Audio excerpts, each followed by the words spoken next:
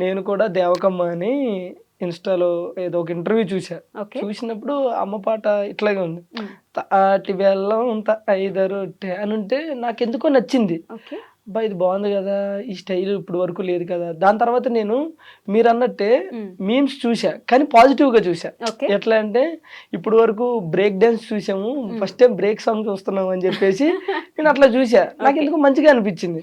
మంచిగా అనిపించి ఆ తర్వాత నేను ఆవిడ నెంబర్ తీసుకొని కనుక్కొని ఆవిడతో పిలిపించుకొని ఏందమ్మా చేద్దామా అంటే చేద్దాం అన్నది. ఆవిడ దగ్గర ఉన్న లిరిక్స్ ఇస్తే నేను అవి చేంజ్ చేసి ఓకే. నా స్టైల్‌లో తర్వాత మీ లిరిక్స్ ఇవన్నీ కూడా నేను రాసుకున్నాను అనమాట.